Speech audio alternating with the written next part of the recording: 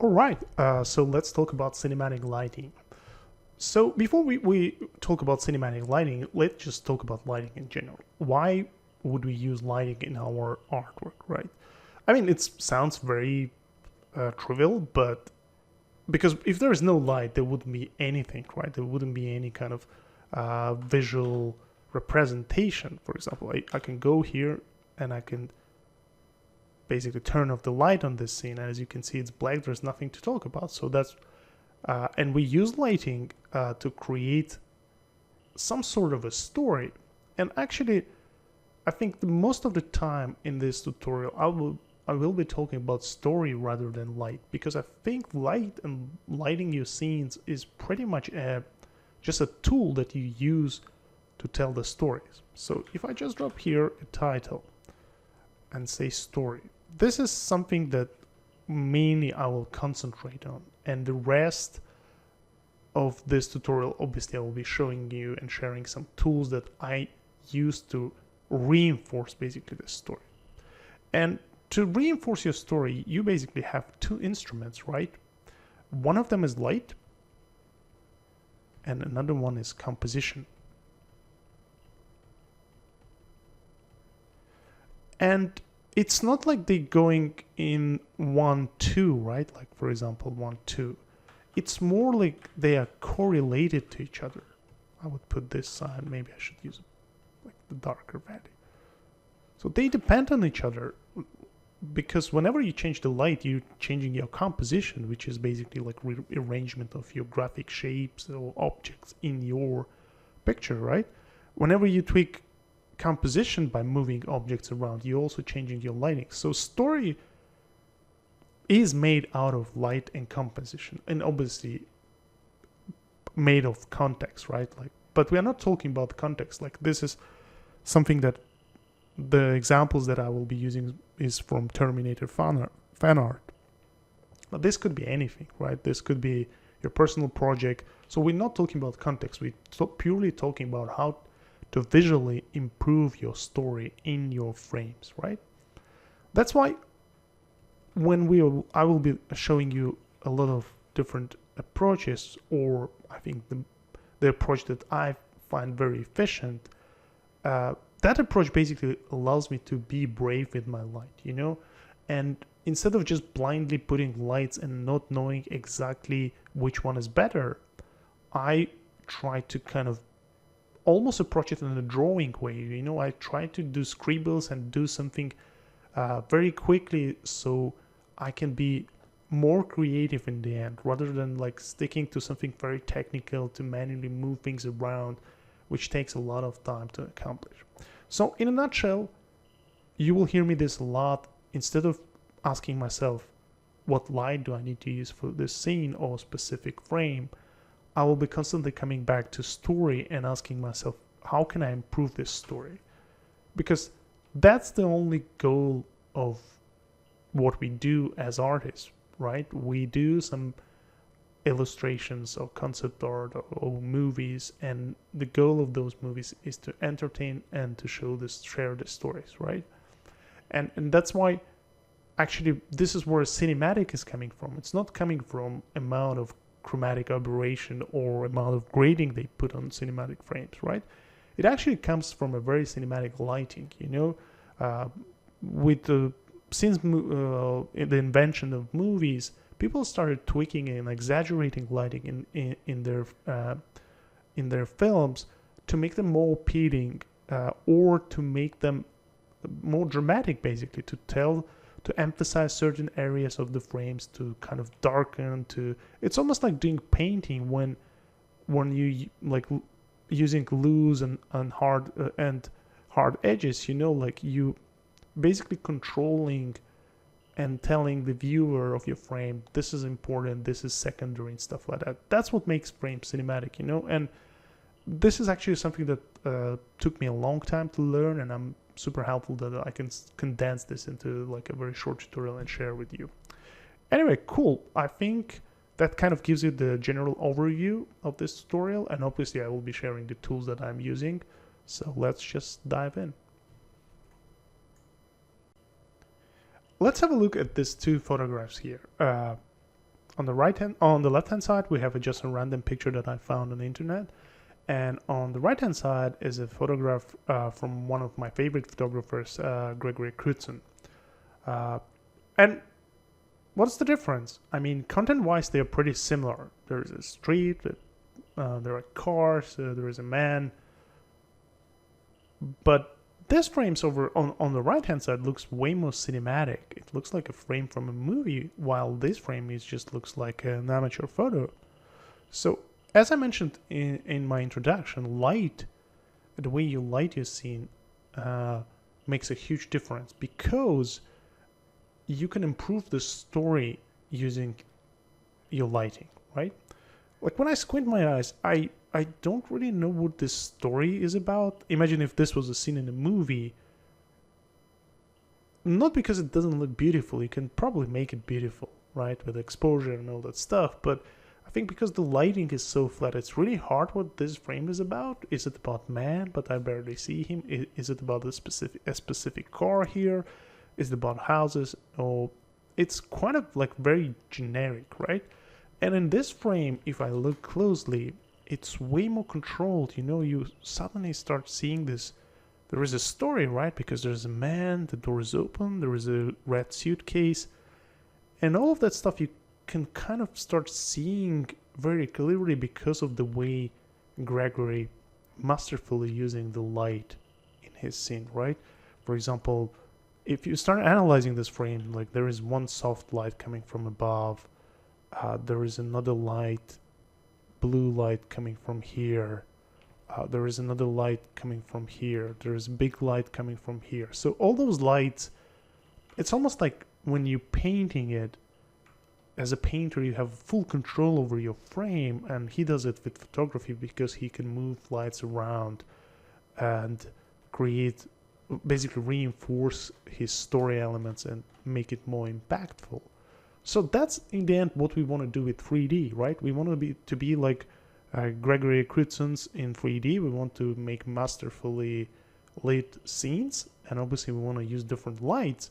But the problem is, like, most of the time, like if you look at his the frames by Gregory Crutzen here, and then you look the way they did it. Let me show you one of the like behind the scenes, some of the frames that he did. And this is like, I mean, this is a lot of work, right? Look at this frame. Like, to shoot this photograph, I mean, first you would imagine it would be somewhere in someone's flat, but no, it's a set, right? It's a built set, because those guys, they wanted to have full control over the way they light this scene, right? Obviously, we're not doing photography, but we're gonna approach with the same mindset to our 3D scenes. We're gonna ask ourselves a question: how can we improve this story, and what kind of lighting setup we need to do? And as you can see, most of the time you don't need to be I wouldn't say photorealistic, but real to real world, faithful to like real world, you know? You see, this is not a real environment, this is just a made up set. And sometimes you will need to remove the walls, sometimes you need to remove the ceiling, and actually being in 3D gives us much more freedom, and that's why we do 3D, because we can rearrange those things easily, move geometry around and move our lights around in much more easier way. And all of these frames, even though when you look at the final work, you obviously don't see any of those lights. You see the final story, and you see what makes them so impressive is the lighting. And the way he approaches lighting is very creative, and also you can just basically see how much effort goes into lighting his scene. It's not just random location, it's a lot of like artificial lights here and there. But does that mean you always need to use can't you just get a very nice lighting with just normal light? Of course you can. There are like numerous examples of that. But I think the beauty of us being able to control lights in 3D gives us so much creative freedom, and we can move things around and get there much easier. Is it much easier? It's actually not. But I will try to show you the way to kind of convert this process into a bit more creative workflow. let's have a look at this Octane setup here, and this is pretty much the same template that I used before in my tutorials. So if you haven't seen and you're not familiar with Octane Standalone, or you're not familiar with this node system, make sure you can check it out in my previous tutorials. So this is like a very quick recap because I'm introducing this new thing here, which is basically going to affect our cinematic lighting. So how do we light the scene first, right? To light the scene, we basically use, right now we are just using daylight environment, right? It's basically this thing over here, and I'm pretty sure it's also driven by an HDRI texture or something like that. There are like no real lights at the moment in this scene. Especially like if I switch it to, for example, texture environment, you see there's no lights. There's this white background around it, right? And we can definitely go and import an HDRI or anything we want basically. For example, I can just use a random texture and click it, and you see because the texture has some red light,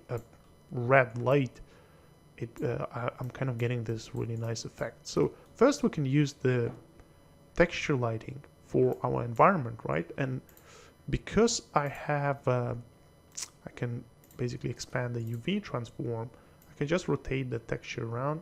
It's very similar to HDRI lighting, but obviously we're not using HDRI images. It's a LDR image. It doesn't have the full dynamic range, but it doesn't matter. For what I need it for, it's perfect, you know. And in my case, I just need it for pictures, right? I'm not doing animation, and having low dynamic range doesn't affect me at all.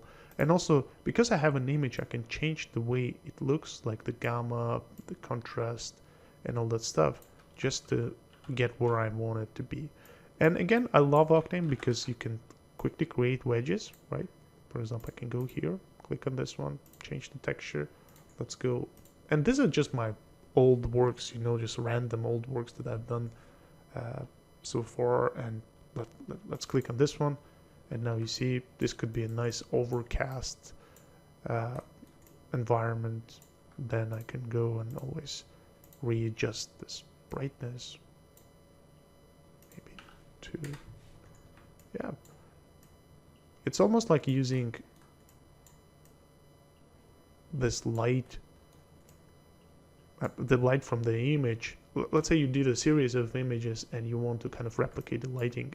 Instead of trying to match the lighting but putting lights and all that stuff, you can almost use the same image and get very similar lighting. So HDRI light, like the dome that you have around your scene, you can totally just drop some images on top of it and get some decent lighting. But also the next step would be introducing what I call projector, right? This is the projector itself, again, was done by a colleague of mine, Julian Gauthier, so all credit goes to him. But I think like we both had this idea, how can we use the light in Octane, or like in 3D in general, but which will give much more color variation and give you a bit more control, basically texture driven lighting for your scenes, right? And then basically we came up with this idea that you would have a light source, and in this case the light source, it's just like a spotlight, right? So there is a spotlight and it creates the light. But instead of just being purely just like a one color spotlight, we are placing a plane in front of it. And this plane could have a picture on it. So what happens when the light goes through, it picks up all these different colors, and then as a result you're getting all these different colors and basically spotlights on the surface, right? If I go here, obviously you can double click and there, like Julian did some dark magic here. I don't even go here. I just use whatever I have here, and all I need to do, I just plug it in, and straight away I see this light coming from above. So if I I can allocate the projector itself, so it's over here. It's a tiny plane. See, that's the where your light is being projected from. And yeah, as a result, you get this really nice lights. But what is impressive that you can always change the scale. And basically, when I change the scale, you start seeing the image that's been actually projected on the surface. So I can go here and I can change it to this image. Boom. And you can see this is like my baryonyx image from Jurassic World. Obviously this looks like, oh, why would you do that? Why would you have baryonyx on top of your picture? Because when you zoom in and you go here to the ground level, you don't actually see only things. You see is this lights being distributed. And because it's a JPEG, I can rotate and I can control the way light affects my scene. Look, recreating this image just with lights will require probably 3-4 lights of different colors, and I wouldn't be able to move them as freely as I do here.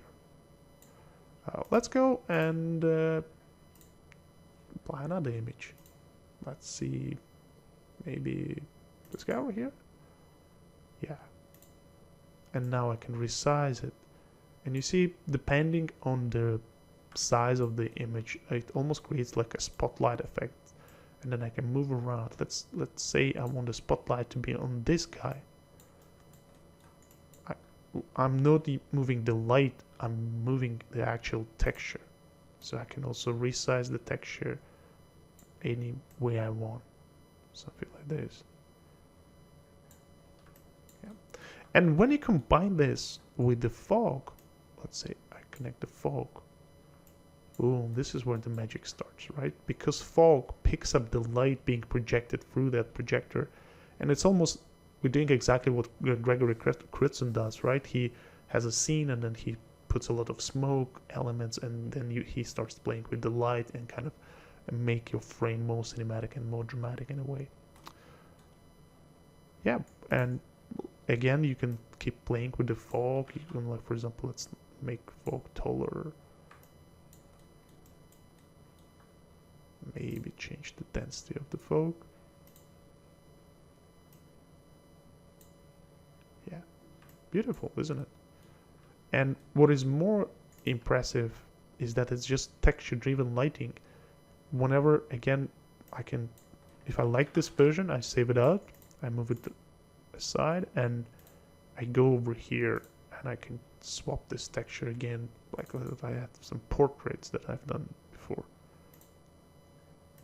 And using those portraits, I can come up with really nice, interesting lighting scenarios for this. Yeah. Let's just go back and reconnect the other projector. And you can have multiple projectors, so, and then they all have placement nodes as well, so you can move projectors themselves as well.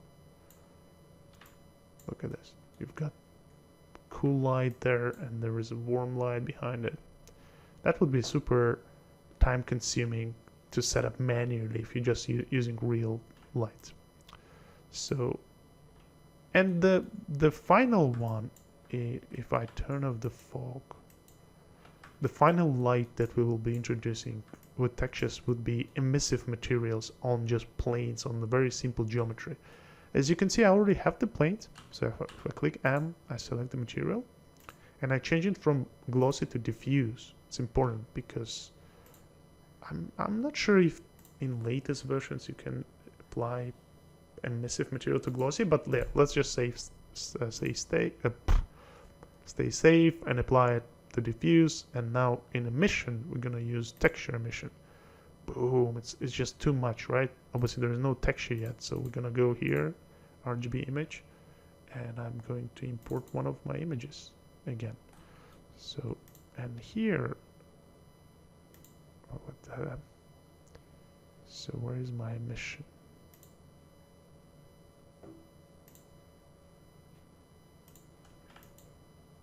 Oh wow,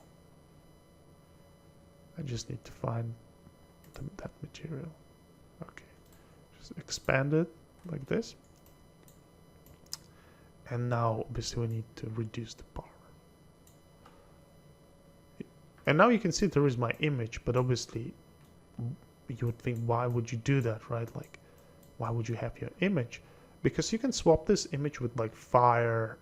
Like, let me just find a random fire image, right?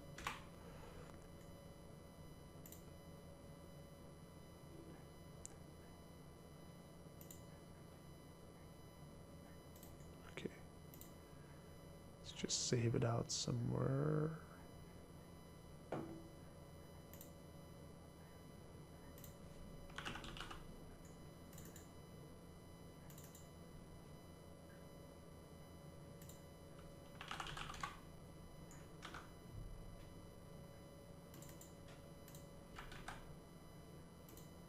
Okay, I saved out a random fire image. I'm gonna go here to my emission, and as a JPEG, I'm going to plug that texture in. Yeah, now I have my fire image, but it still doesn't make sense because we need to make one more step, and we need to click double-sided so we have it from two sides. Obviously it's already creating nice lighting, but it's just like a plane. And what we ideally want to do, we want to use the same JPEG, expand, and we're going to plug it into opacity. Boom. And once we do that, we've got our fire. It's a very similar technique what you would do in games, right? You would have stuff on planes, but here with GPU renders like Octane, you can actually use those elements in your scenes to also cast the light. You see, it's not only being a texture on the card, it's also emitting the light, which is amazing. And again, once we activate our fog, you see the way the fog is affected by that light. And again, what's impressive that light is just driven by the texture. You can change the texture. Like, for example, I can change the scale of the texture to create something like this, so I can go bigger. Just as I can go as crazy as I want. And let's say I can connect this texture to this material, and I've got this fire elements. Oops, that's not the right one. Let's connect to this guy. And now I have this fire elements from both sides. And this is pretty much the basic setup, you know. It not only allows you to kind of be creative, but also what I always keep saying, it allows you to judge your composition straight in 3D, your storytelling. Like back in the days, it would be all rendering different passes. Like you wouldn't render this fire, you would render it without the fire and then apply fire as in the screen or color or linear dodge mode in Photoshop. But now having this almost in real time in your renderer helps you a lot to understand how to frame your composition better. Like for example, if I select a very long lens and I zoom out a little bit, so I'm kind of like, let's just expand this. Yeah, let's see, like this is our hero cube, but now the fire scale is too big. Instead of like moving that fire in 2D in Photoshop, I can do it straight away here, you know. I can just resize it a little bit, maybe stretch it in the other direction. Yeah, and now compositionally it works much better. And obviously because these are real objects, I can also always go and change my aperture size to get some depth of field. Look at this, the moment I change it, it's going to blur the foreground. It's actually blurring the background as well. Yeah, now that one is in focus and everything else is out of focus. Awesome. So this is a very basic setup, so you know what tools I'm using here. In the next chapter, I will do much more in-depth scene, just basically taking one of the scenes that I made in Blender and show you how to use the same technique and how to stay very creative with your light.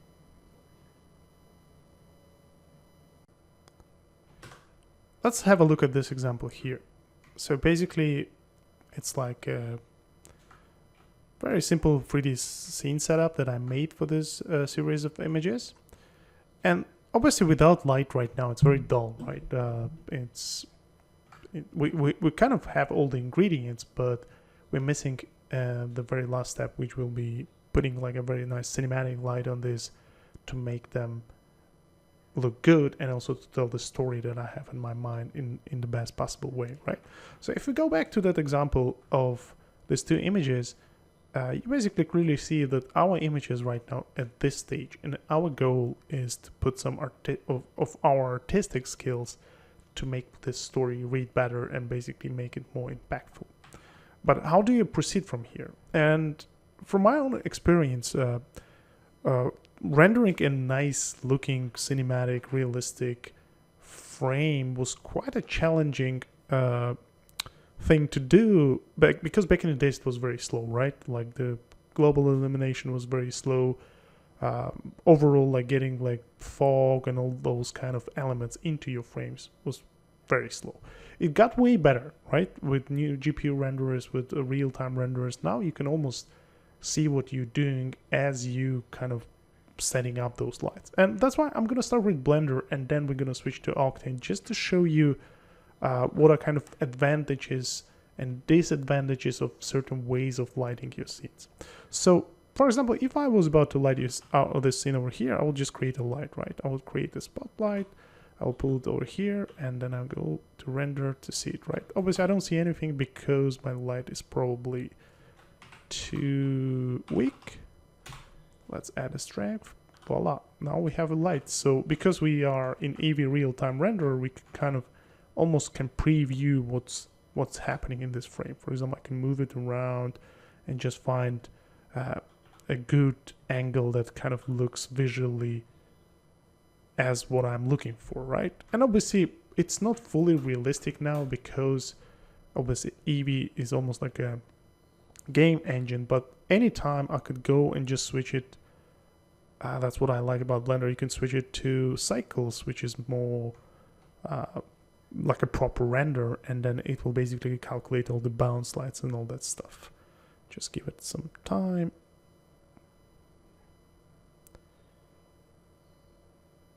Yeah, and now you get all this really nice bounce lights, and it's almost real time, right? You move it, you have a noise, and then it disappears.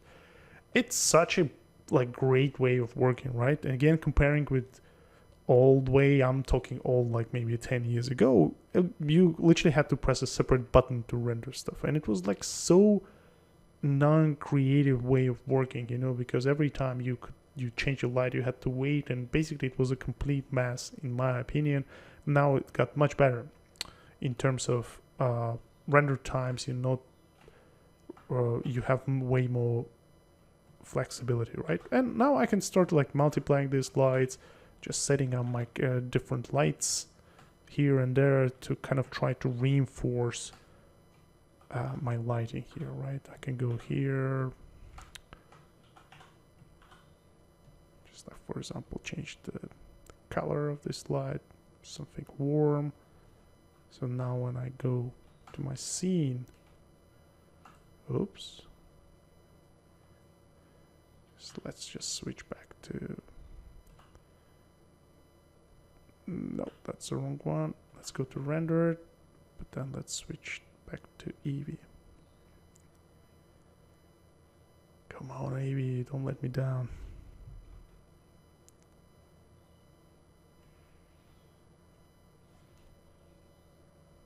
Okay, it's just like so much faster if I have it, and even though it's not fully realistic, I can move my lights around and stuff like that. So that's pretty much it, and we probably can end this tutorial here, but obviously you guys are gonna be mad and request a money refund afterwards. The process behind it is simple, right? We start putting our lights, and we kind of find whatever serves the story the best, right? Just exactly like Gregory Crutzen does, right? But obviously my problem and my challenge always was I want to experiment, right? I want to, maybe I can move this light over here, maybe over here. What would be the best for this story? Would be the best to use like diffuse light instead of it? Maybe direct light? Maybe we could use another light over here, what would be the best way to do it, right? And often, like early in my career, I still get those questions. Like people would send me a render and ask my opinion on it, like what do I think? And first I think I asked them is, what do you really want to show, right? What's the story? There's nothing like bad composition or bad lighting. There is like, it's very subjective. Some people could like your frame, or some people could not.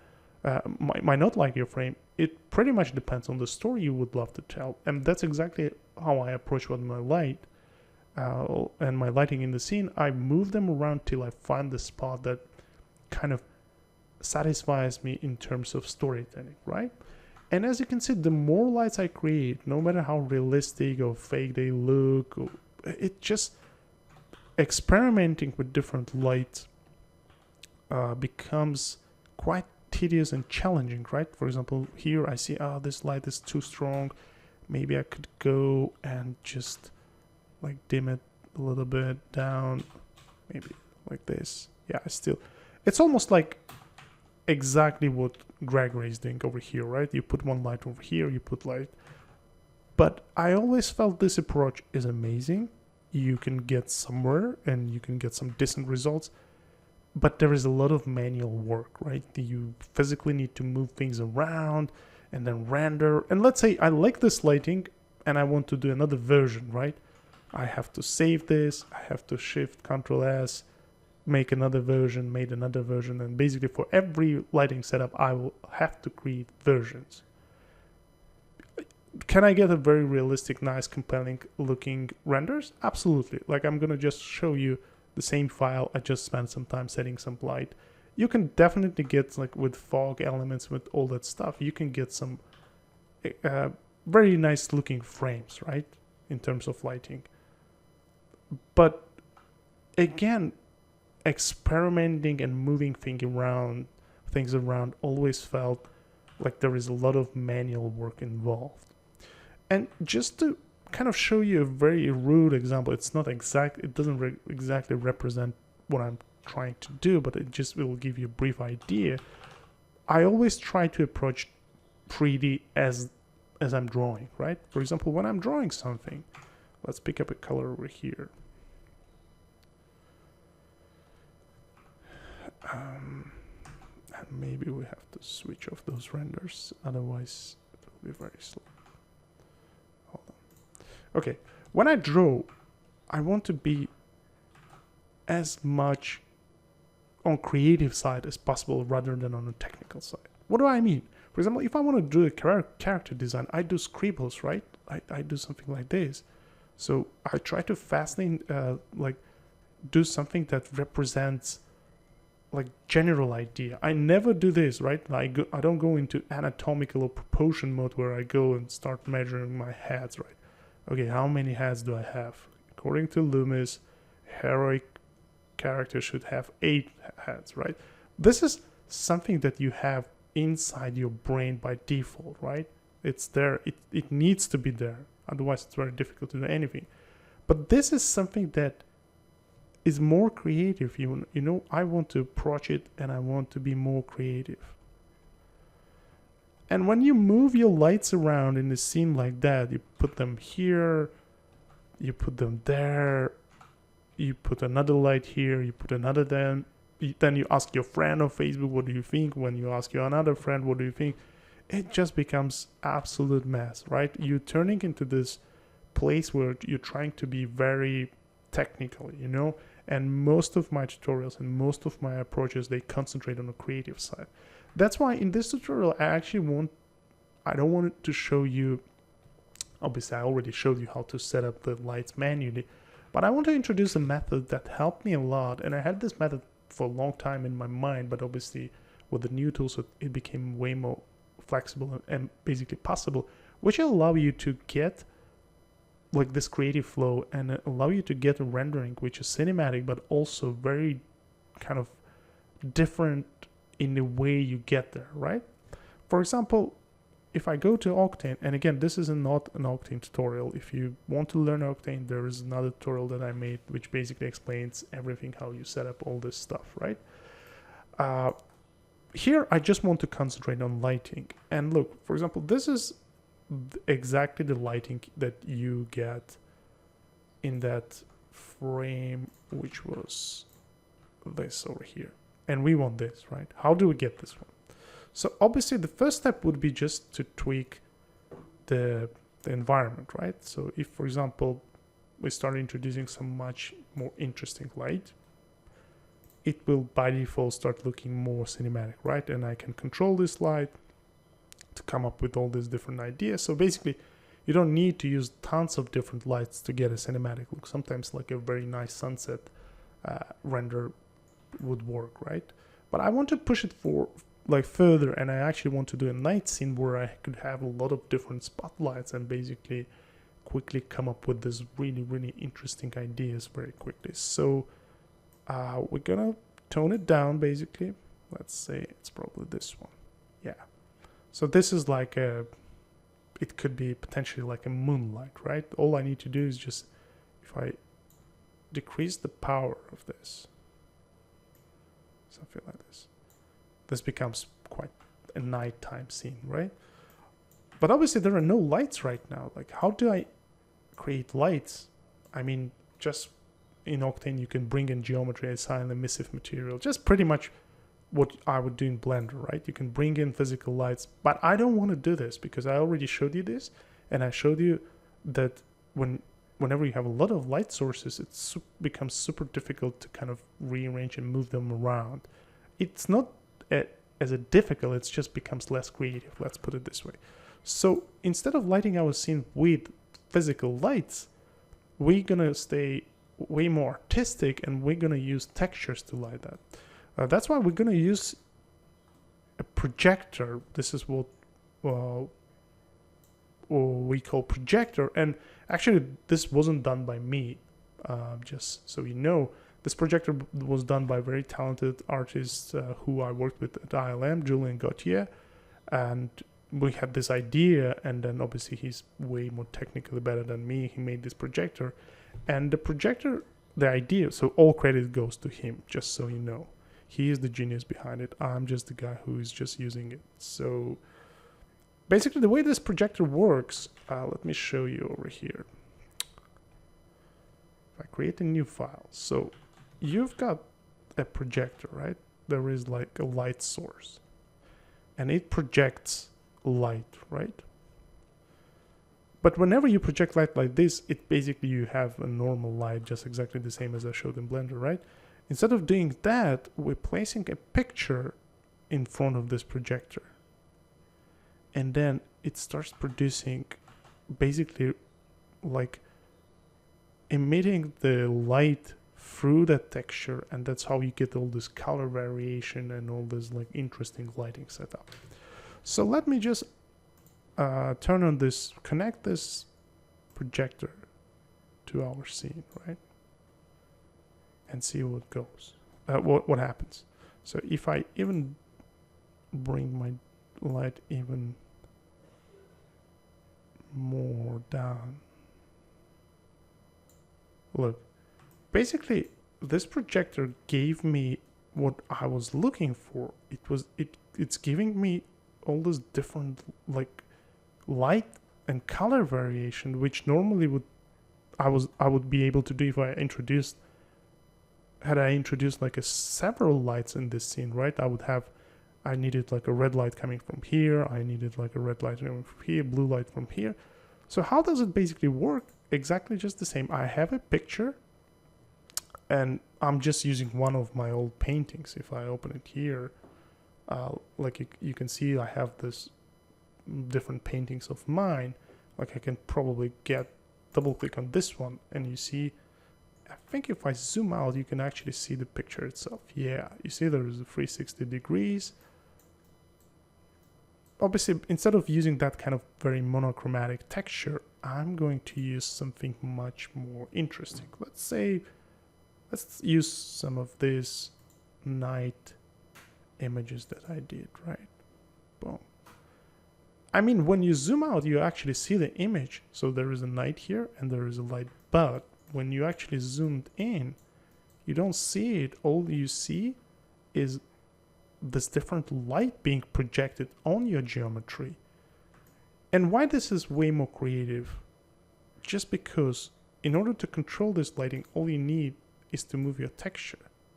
Look, the moment you move your texture, you're getting all these really different lighting scenarios. So it looks like your spotlights they are hitting over here.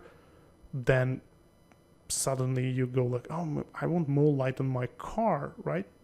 Boom, and now you get it. So all you need to do is just to rotate your texture, or you can actually move the texture like in y-axis, in x-axis, or y-axis. How cool is this? This allows you to be basically to experiment a lot with your lighting, you know?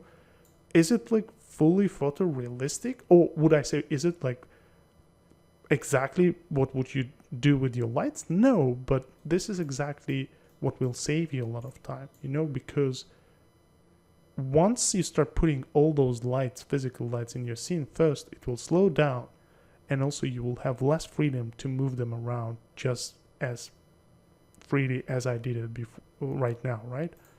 Look, also I can change the scale. Sometimes like I can make it really thin. So for example, if we look from above, it's almost becoming like a very narrow kind of powerful spotlight, right? And then I can start moving it and just emphasize the story, be it story elements that I just want to be emphasizing, you know, or I can rotate it like this and just come up with this really interesting lighting scenarios. And what really fascinates me with this method is the fact that it allows me to create these happy accidents because the lighting is dictated by the picture, and picture has all these random colors. Sometimes I would come up with this with a lighting that I would never have if I was manually creating lights and colorizing them. Color variation is another base, right? Depending on the picture that you import, that you kind of import for your projector, you would get different results. Like let's say I use this picture, it's much brighter.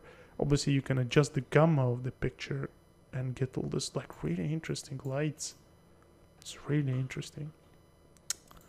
Let's get something else. Let's just carry on with the one that we had.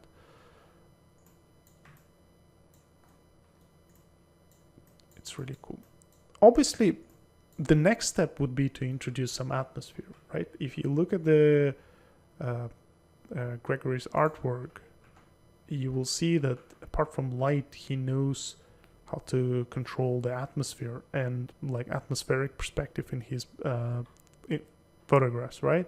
So just as I did in my previous Octane tutorials, I use fog elements to break up my composition and just to kind of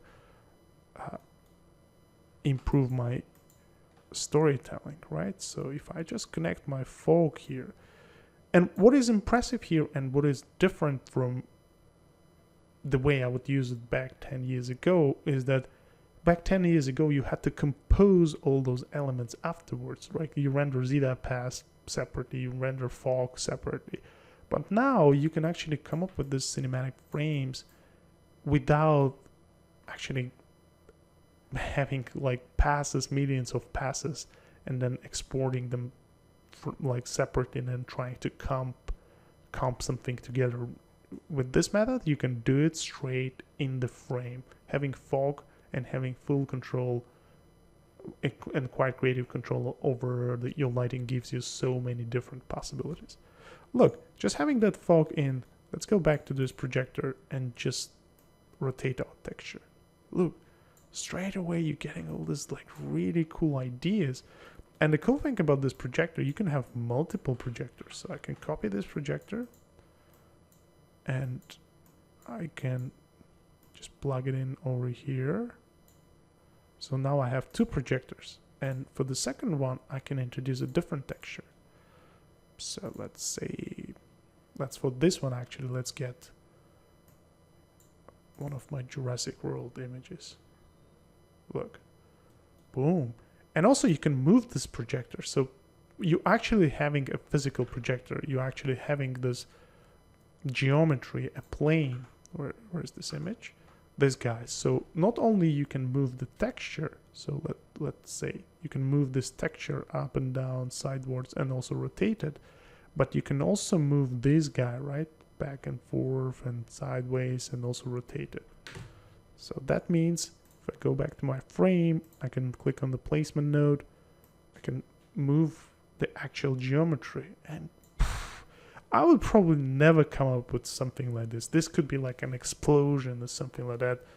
If you were using regular lighting, having this kind of happy accidents and also having this kind of color variation, it's like a really little chance that I would come up with something like this.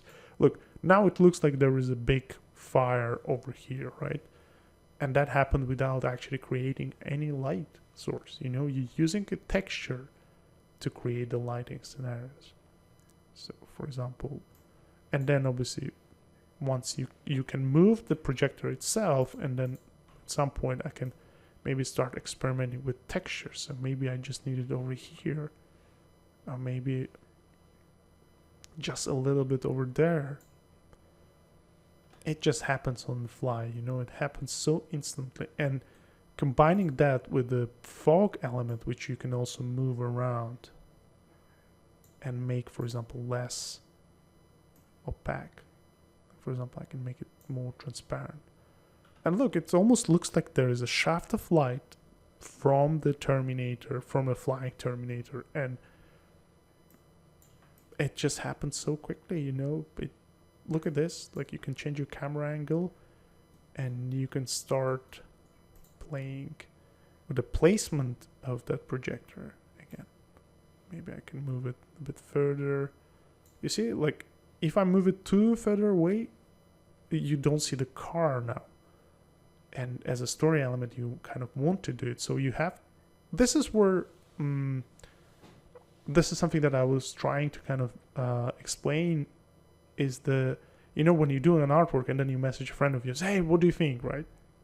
Well, I can think whatever I want, but first question I usually ask this person, what are you trying to tell, right? Is it about this police car? He goes, no, I wanted to show the car being chased by the helicopter or whatever. I was like, okay, then you should bring the light, or bring this light inwards inside to kind of silhouette this car. There's so many ways you can do it, but obviously doing it with textures gives you so much more freedom, because all you need to do, you can select this guy and then just, for example, move it a little bit so your car is now under that highlight, you know, and then you can also move it inwards a little bit and maybe rotate it.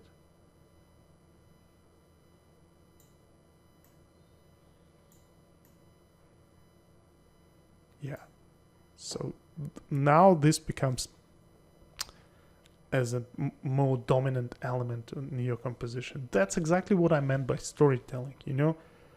First you ask yourself, what do you want to improve, or what do you want to tell with your story, and then the lighting and light setup is out there to help you to reinforce your composition. Cool. So yeah, using the projector is a first step. The second step, and a second way you can use textures, we can use emissive materials for, like, for example, debris, fire, and all those stuff. Instead of trying to create real geometry or try even like crazy stuff like simulating fire and all this stuff, it just takes so much time to do those things. Instead of those, what I do, I would create a geometry. Like, let's, for example, say I need like a fire or like explosion here, right? What I do, I create a geometry here, just a plane. So I place it exactly where I want it to be, right? And then I just assign like a fire or explosion texture on top of that plane. So I already have it all set up here. The only thing I need to do is just to connect those planes, right? And I have them here. Boom. The moment I connect them, look, it looks like there is an explosion. And because Octane or any other GPU renderer is so good with emissive materials, it basically became like a very strong composition element. So it's not just, again, we're going back to that problem when back in the days, in order to do this, you had to render it without it and go back to Photoshop and start overlaying using screen mode and all that stuff. So is there anything wrong with that approach? Absolutely not. But I want this fire to affect the fog. I want this fire to be a part of composition, because I can always go and, just like with projector, I can tweak the scale and the position of this element. You see, like I can move it a little bit, and obviously because the plane ends over here, sometimes you would see the edge. But what is important for me, that I can frame my compositions. Like, let's say I just want this to be a very big foreground element, and I just want to concentrate on this guy over here. So I will move it accordingly. I will move it slightly, find the spot. Maybe it exploded like in midair, maybe it's some kind of like explosive elements, right? I would never be able to do it if this was a geometry, right? Because I had to move it first and then see how it looks like. Here, because it's a texture, I can just move it around and check if my basically if this idea works or not, like this. And also at any point I can change the way this explosion looks like, right? I can just, for this image I use just like a bunch of sparks coming out, but I can use a different explosion, or I can use a smoke element, or anything that could help me to improve this image, right? Let's connect another one. Let's see if I have anything else.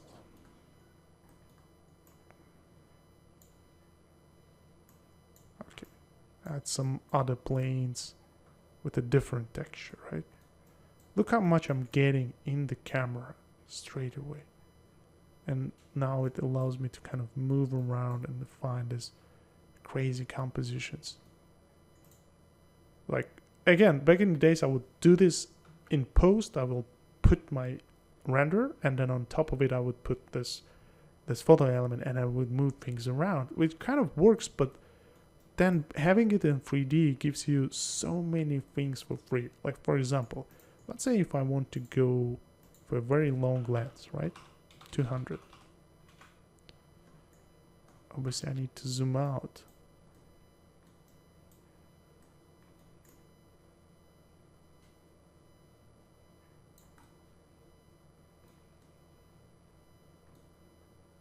Yeah.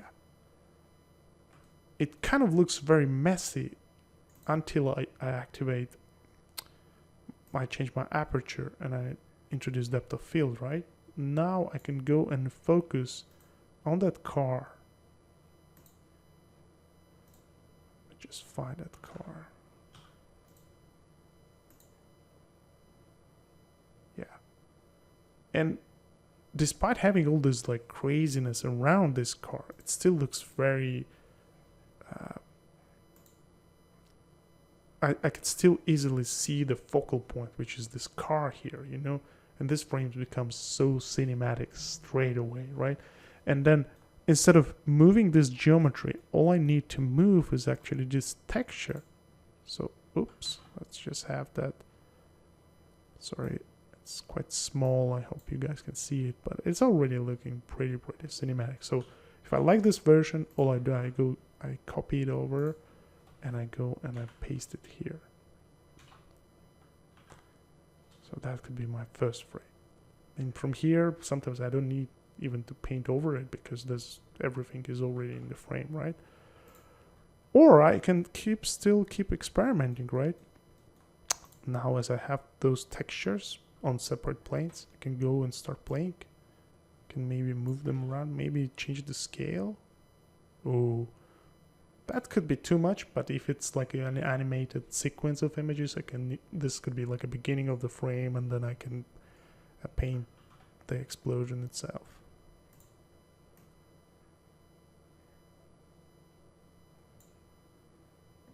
Let's see if the rotation works.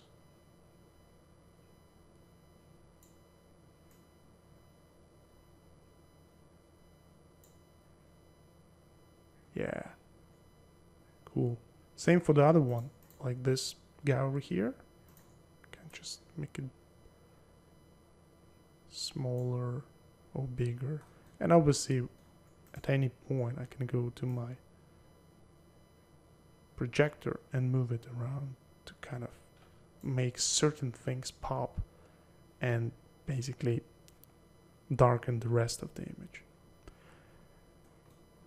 And again, just like I mentioned, one of the reasons why I use Octane is that I can keep this creative flow. Let's say I want to experiment and try something else. I don't need to save out a different file and start doing it from scratch. I like this kind of setup, but I want to play with it a little bit more. I just copy it, paste it, I put it over here, double click. Now I have the same lighting but I can go for a different angle, right? Select something like this, go and play with these textures. It's almost like I'm looking for those happy accidents. Maybe it's like a brighter version of it.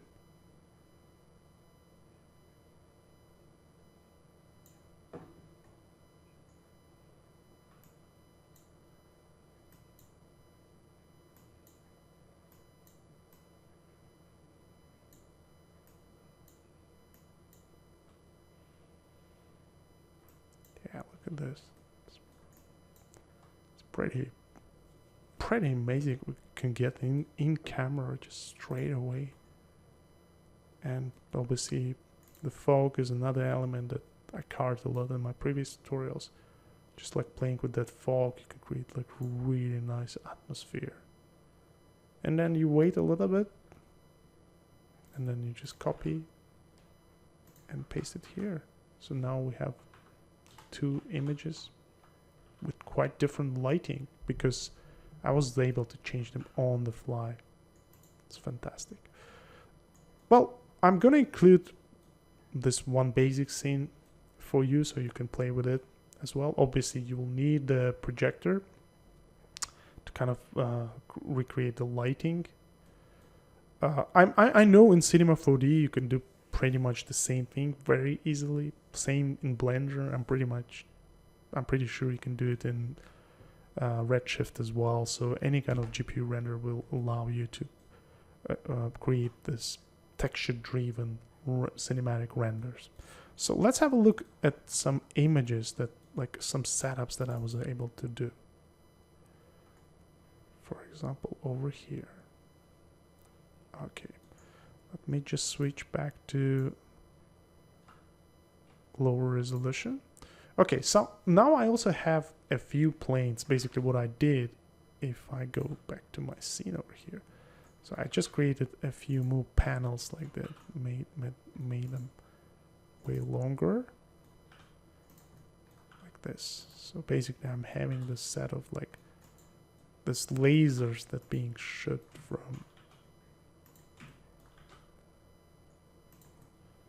from this flying Terminator, right? And now having those on the planes with a mystic texture, imagine like I was trying to recreate this with a real like volumetric light or with geometry. I can totally do it with geometry. I place like a very low poly cylinder here, put the geometry on top. Job done, right? Sounds great. But then if I want to change very quickly the position of that element, I will have to move it manually. It just takes way more time than just using it as a texture. And look, being a texture, all I need to do, here is my texture, right? All I need to do is just move it around. And you see, the moment I move it around, I get this crazy ideas that I would never do if I was doing it manually. And even if like by overlaying images on top of the renders, no, it's not the same, you know, because here these lasers, they affect the fog and the lighting in the scene, which makes it super, super powerful. Look, now it's like, it's just like crazy fire, right? Before it was like proper Terminator. So yeah, I know it sounds crazy when I do sounds, but it just like pretty much shows how I feel when I see these images, right? And also, again, coming to creative flow, because you can save wedges. Like, for example, you did one, you like it, you just copy and place it somewhere. You can name it, say lasers, right? And then another one, which was the previous one that I did, maybe you can call this one a lot of lasers, right? It just allows you be fast and, what most important, be more creative, because you are just controlling the textures, you're not controlling the overall lighting. And also, from my experience, this method is so way GPU consuming. Like if this was real lighting with real lights, it will be way more slower, and it will basically again interrupt your creative flow and force you to kind of manually wait and see how is it going. Is it 100% perfect? No, you can see the borders, you can see that they are on the planes, but it is ideal if you're trying to set up different ideas for your keyframes. Let's move on and have a look at some other frames over here. Look at this. Same with this guy. Like all those lasers and projector itself. Like I can move the projector, change my lighting a little bit, find a good spot. That's a good one. Kind of emphasizes the car and puts like a nice highlight over here. Again, is this one better than the previous one?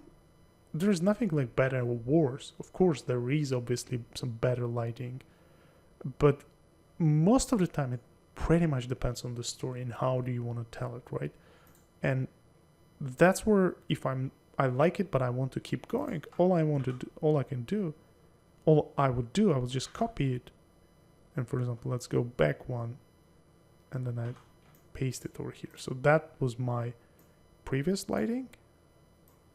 I can just connect it over here.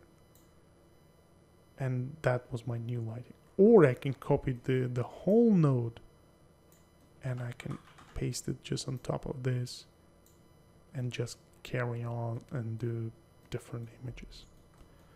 Yeah, it is super impressive. I don't know about you, but since I kind of started using this method, my life just so much easier, became so much easier, because now I don't rely on super hyper realistic. I wouldn't say realistic. These frames are quite realistic in terms of lighting as well. I don't rely on trying to make perfect lighting. That's the main goal, you know.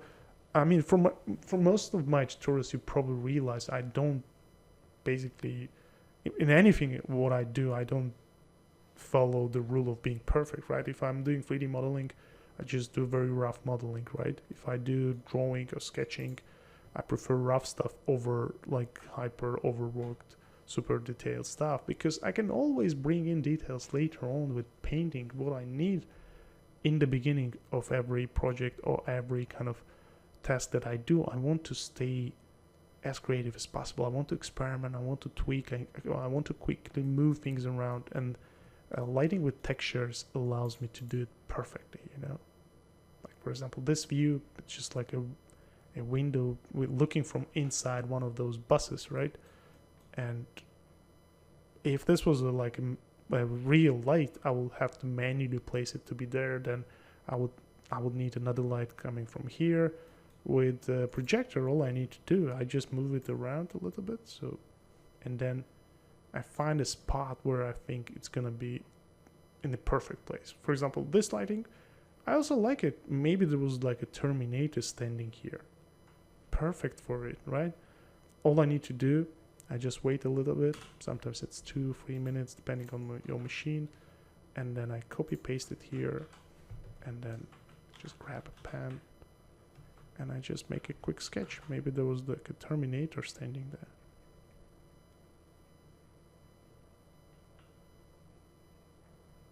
With a gun, right? Let's...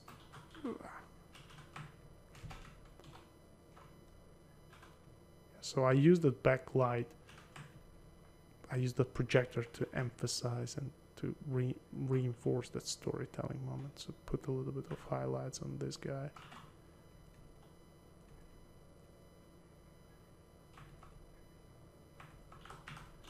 And maybe there is some more like coming up the ramp.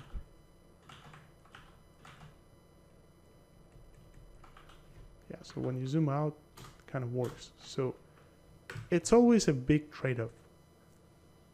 It's either you spend tons of time on something that probably they will look at it and they will just go, oh no, next one, right? Or you stay very smart about the way you approach it and you try to get somewhere very quickly. But obviously this somewhere in my case, it's not like I'm getting like grayscale occlusion renders and painting over them. I want to make sure whatever frame I get out of the Octane, it looks cinematic enough and it has everything in it. It has all the volumetrics, the fog and lights, and from there I decide like how much do I need to paint over on top.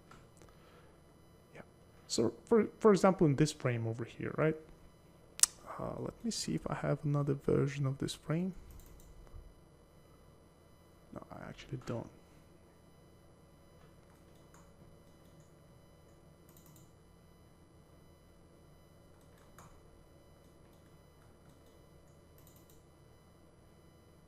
Nice. So what I will do, I will post this video, I will render a bunch of frames, and then we will have a look at renders, and I will basically summarize and explain you like what the ideas I have behind every frame and where I think it's important to stop rendering and just start painting over. Let's have a look at this some final renders that I set up here. So in around 2 or 3 hours, I was able to set up, I don't even know how many, but maybe 20 different frames. And this is quite a good amount, not just as a quantity, you know, I never chase the more the better, but I always chase something different, you know, and considering the fact that I was not rearranging this scene at all, like I wasn't moving any parts of this scene, like physical geometry, I wasn't moving this car, I wasn't moving this track, I wasn't moving any of those planes, I was just playing with textures. I was able to come up with all these like really, really interesting ideas, you know. And as you can see, like I can even like within each lighting setup, I can come up with different compositions. And then obviously I was able to not only create one light setup, but because I was using projectors and texture as emissions, I was able actually to create all this crazy different camera angles, you know, with different storytelling elements. Like for every story bit here, I was just playing with the textures and coming up with some really, really different storytelling moments. For example, if I go and just have a look at this and see, yeah, for some of this I would probably just export them as they are, maybe fix a little bit of here and there, and that I would call it done, you know. But obviously for some of them, let me see if I can find, I think it's pretty small. Okay, just give me a moment.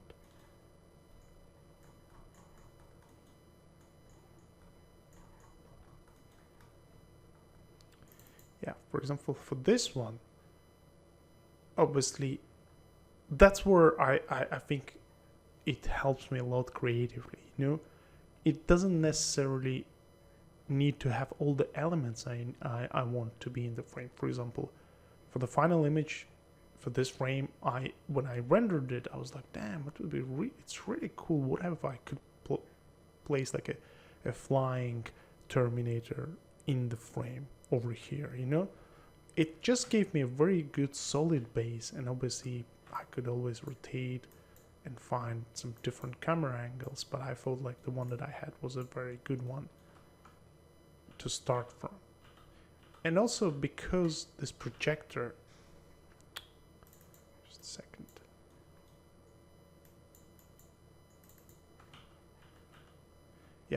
because this projector is again a texture driven light, I like the way it was looking like this vehicle or something flying over there could have potentially few like projectors and like searchlights looking for humans and stuff like that. That would be quite tricky to achieve if I would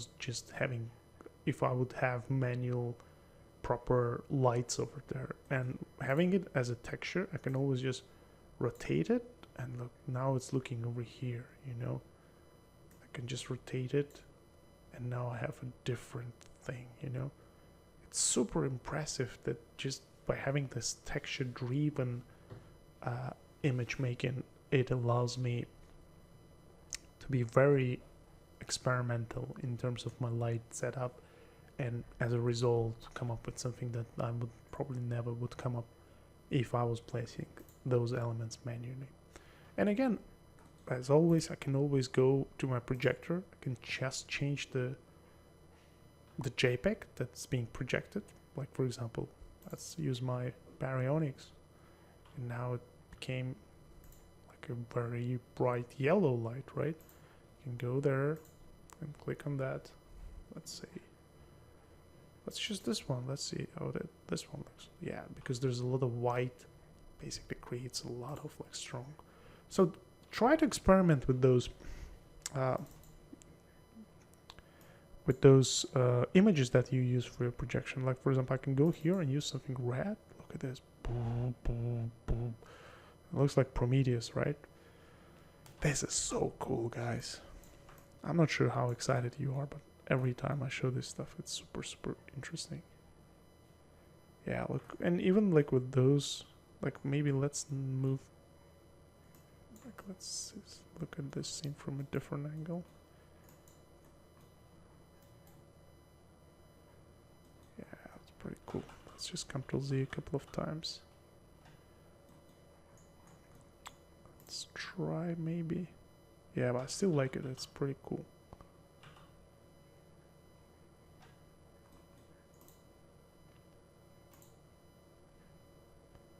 Let's try this one. Just inserting a different JPEG straight away gives it a different kind of atmosphere. So look at this. Yeah, for example here, at any point if I just change the projector, or change the JPEG that projects through the projector, go here, change it to red. Look.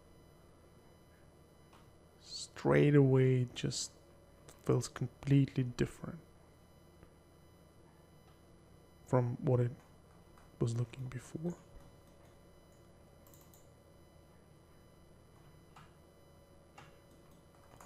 Yeah, and as you can see, I have tons of different versions. For example, this one.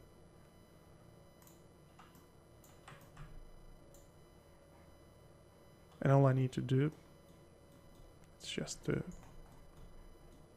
play with that emissive texture. Just move it around. No.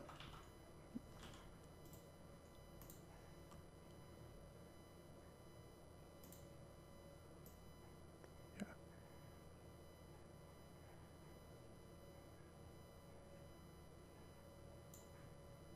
Super cool. Anyway, just like I told you, I use it to come up with nice, interesting lighting, and also sometimes it will give me this happy accident, and even though the geometry is not there, because the atmosphere and the overall composition is there, all I need is just to go to Photoshop and paint over whatever is missing, right? For example, let me show you a bunch of frames that I was able to render.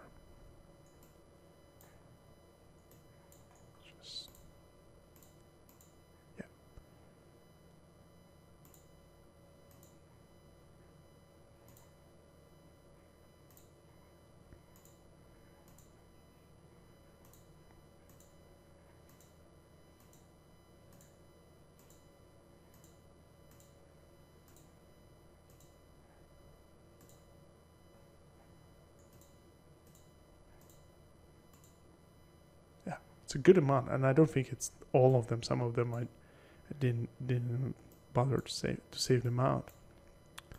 And basically, once you've got something like this, from there, it's just pretty straightforward. I mean, depending on how much you know about painting and drawing, I would just go and block out like the general idea that I want to create. So in this case, I wanted this flying Terminator to be in the frame.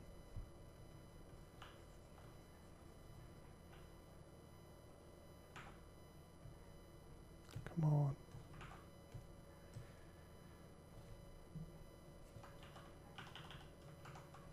Let me check if I'm still rendering. Maybe I should, no, it's in pose.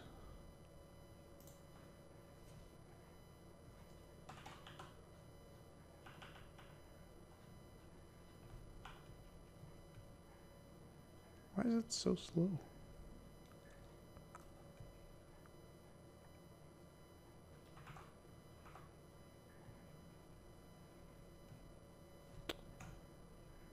Hold on. Let me just pose it quickly and do something. Yeah, I was not sure what was the reason. It was very slow. But anyway, now I just block out like a very quick silhouette, just to have an idea of what I want to do next with this. Obviously, you can totally just import the model and re-render that frame, but I felt like the main idea for me in this frame was just the lighting, you know. And from there, it's just purely your painting skills. But obviously now, the reason why having that render was so important, that the render actually tells me exactly what my lighting is, right? I know there is one like quite diffuse light, or I wouldn't call it diffuse, there is a light coming from right hand side, and obviously there is a very strong spotlights coming out of this guy. So now having the render underneath basically gives me a much better idea of what I need to paint over.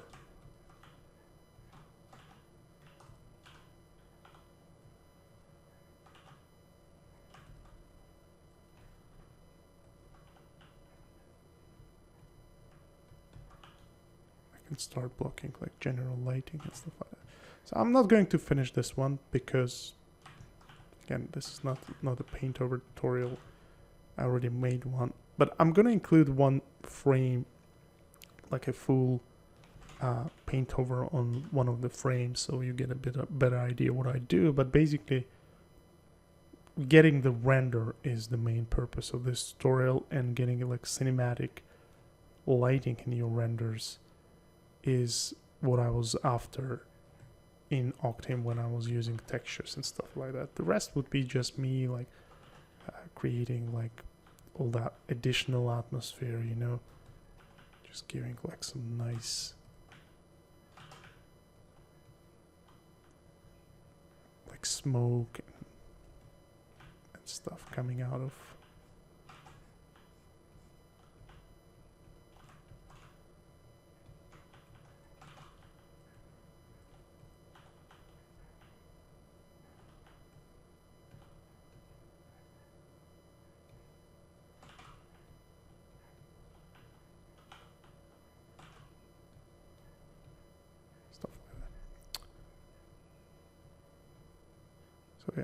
that was, oops, if I go and just show you the render was a good base, but then I was able to put way more information on top.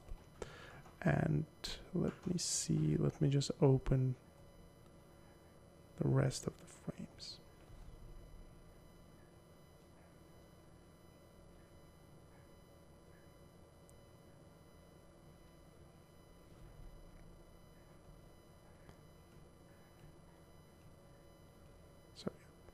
I'm gonna include a time-lapse video of this frame, but basically, as I said before,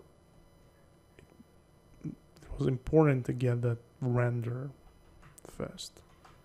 The rest was quite easy. So if I compare, this is a render, which is, if we zoom out, gives a very solid ground base for my paintovers, and then I just kind of rearrange the focal point a little bit and paint it over some elements. But overall, if I summarize in 2 or 3 sentences what I really wanted to do with this tutorial, I wanted to show you how you can artistically approach your lighting in your renders by using textures. You know, in the end, we always start with a story, and to reinforce or to emphasize certain things in your story, you gotta use the approach that will allow you quickly rearrange your lighting, you know, and manually doing that was very difficult. It wasn't very, very difficult, but it was just not as creative and not as fluent as this approach is, which is just using textures. And even if it's not exactly 100% real to the real world, it still opens so many different possibilities, and I was quickly able to do so many different frames and to generate a lot of different ideas. Once again, this is a technique I use in Octane Standalone version, but I can totally see you using it, and I've seen friends of mine using it in Cinema 4D, and you can use it in Blender or any other major 3D packages. And as always, if you have any questions, feel free to shoot me a message. You can either find me on Facebook or Instagram. And I hope you enjoyed it and have a lot of fun with this. See you next time.